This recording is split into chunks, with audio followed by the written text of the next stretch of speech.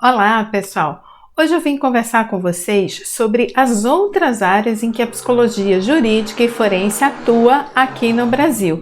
E bem nesse momento que eu estou gravando, me passa uma motocicleta em alta velocidade fazendo barulho. Mas aqui a gente faz ao vivo, direto do trabalho da prof, então é vida real, tá, gente?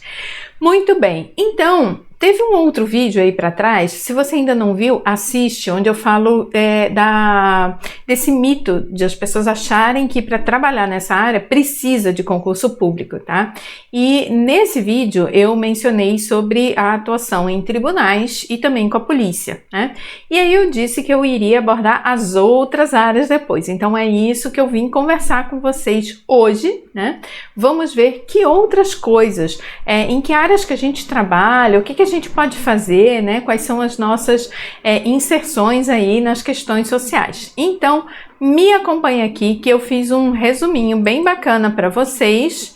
Espero que esteja aparecendo aqui na tela. Deixa eu vir aqui para cá um pouquinho, tá?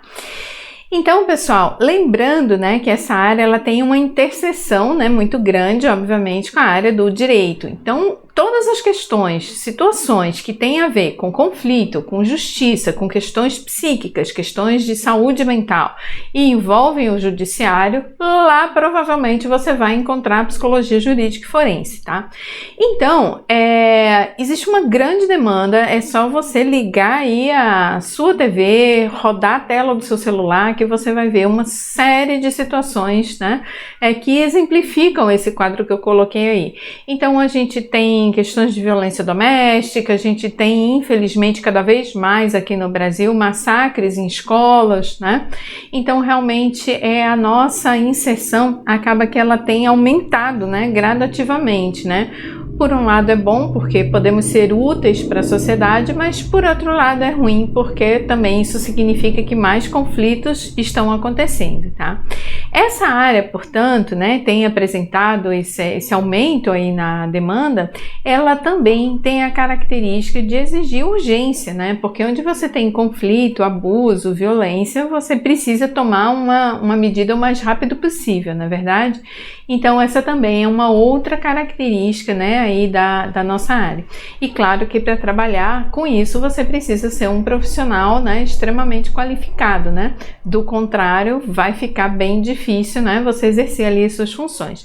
Então eu trouxe aqui alguns exemplos, né, de algumas das áreas de atuação, tá? Como as varas de família. E nas varas de família a gente ainda tem possibilidades de trabalhos diversificados, né? Eu coloquei aqui as questões que também são muito presentes, né? De disputa de guarda, né? Entre pais, a questão do que tem sido bastante problematizado, né, aqui no Brasil, né, se existe ou não existe a tal da alienação parental, mas o fato é que existe muita disputa, né, entre pai e mãe, existem trocas de acusações, algumas, né, mais graves do que as outras, né, e precisam do nosso olhar técnico e científico, né, para que isso possa ser verificado, né, se está existindo mesmo ou não, tá? A questão das adoções também, né, muitas vezes requer aí o nosso trabalho. Tem casos de crianças que são adotadas e aí alguém faz ali uma acusação de negligência, né, de um abuso físico, um maltrato, alguma coisa nesse sentido, e acaba sendo necessária a intervenção, né, de um psicólogo jurídico e forense. Também a violência doméstica, né, contra crianças, sem ser no esquema de adoção ou no sistema de separação, né, dentro do lar, né. Também contra idosos, que é muito comum, infelizmente, no Brasil, e contra as mulheres, né, gente, que o Brasil tem uma marca aí vexatória, né, de ter um índice alarmante de todos os tipos de violência possível, né, contra as mulheres, né. Então tem violência psicológica, tem violência patrimonial, violência física, violência sexual, né, então isso demanda bastante aí do nosso trabalho, tá? E também a questão da responsabilidade civil, né, dos direitos civis, né, as interdições.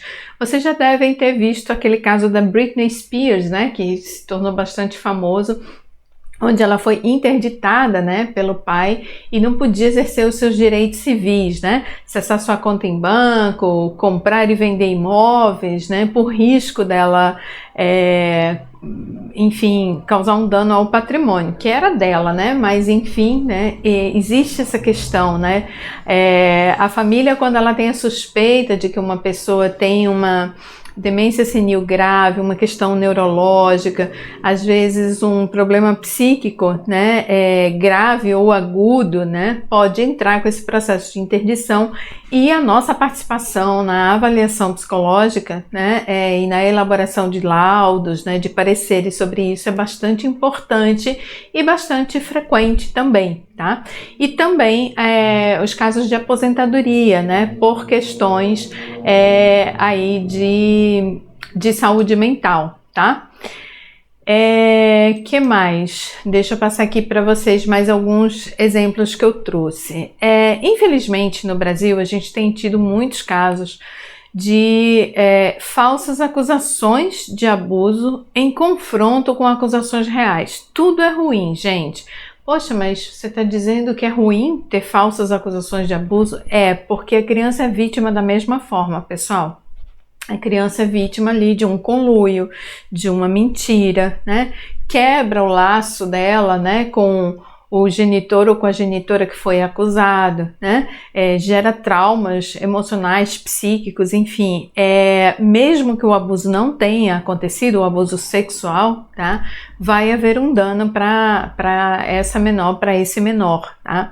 Então, quando a gente tem uma falsa acusação, tem o nosso trabalho, né, para tentar verificar se aquilo é verdade ou não é, tanto com o suposto autor, né, quanto com a suposta vítima, como também quando essa acusação é verdade, a gente vai estar lá para levantar, né, essas informações sobre a personalidade desse autor, né, no caso, se tem algum transtorno mental envolvido ou não, né?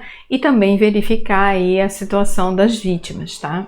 Alienação parental eu já tinha falado, né, anteriormente. Então, as acusações verdadeiras e falsas. E a violência específica contra mulheres, aí eu tô tirando um pouco do foco família, tá? Não tô falando daquela violência doméstica que ocorre em casa, infelizmente, né? E aí eu tô falando dessa agressão fora de casa, né? São os estupros cometidos aí em outros ambientes que não o ambiente familiar, tá? Então a gente também atende muitos casos assim. Crimes em série, né, contra a vida, né, que também é um peso, né, na nossa sociedade, cada vez mais.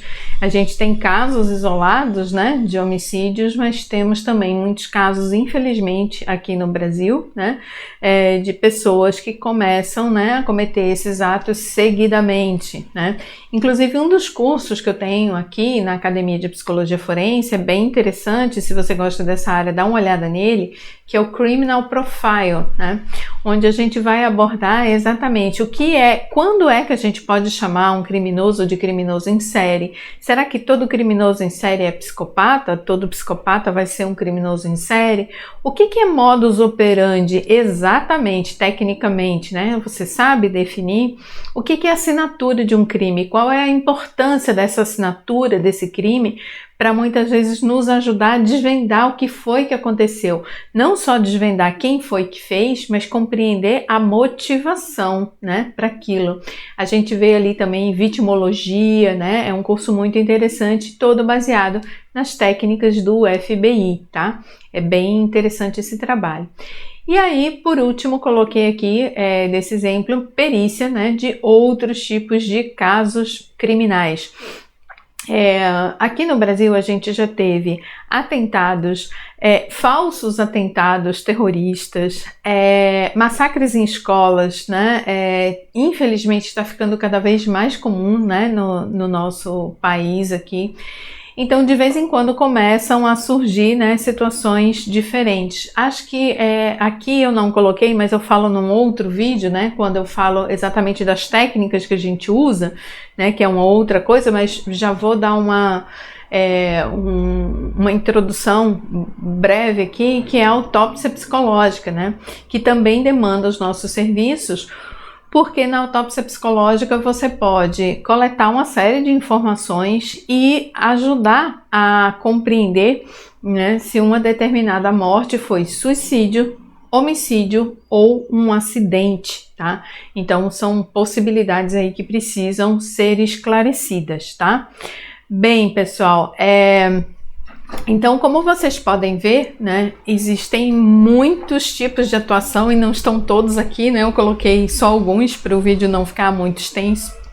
Mas para você perceber que o nosso trabalho vai muito além de ser concursado num tribunal ou concursada na polícia, né? E tudo isso que eu falei para vocês aqui pode ser exercido, né, sem pós-graduação, claro que com capacitação, com conhecimento, né? Você não precisa ser concursado, mas você precisa dominar a área e você pode trabalhar como perito, perita independente ou como assistente técnico, tá? É um trabalho fascinante que pode ser coordenado, inclusive, né, com uma outra área da psicologia que você já desenvolva. De repente, você começou na psicologia do esporte. Eu recebi uma mensagem um dia desses dizendo isso. Olha, comecei na área, eu acho que a pessoa é da área de recrutamento e seleção, mas eu não estou gostando. Eu acho que eu vou gradativamente começar a prestar alguns serviços aí de psicologia jurídica e forense a partir do seu curso de capacitação para conhecer melhor a área, né, para adquirir experiência e para experimentar se é isso que eu gosto mesmo. E aí, se for o caso, ou eu continuo, né, conduzindo as duas áreas ao mesmo tempo, ou eu opto, né, e de repente pode trabalhar só nessa área. Tá bom? Então espero que você tenha gostado.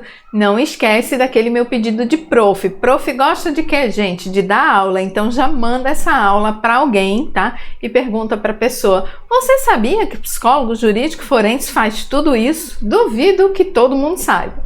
Tá bom? Então, gente, é isso que eu vim falar com vocês hoje. Vai ter mais conteúdo no nosso próximo vídeo. Deixa aqui embaixo o teu comentário me falando se tem algum tema específico que você quer que eu trate, que eu aborde, alguma dúvida, alguma curiosidade, que vai ser um prazer poder gravar para você especialmente, tá bom? E eu encontro você no nosso próximo vídeo. Até lá!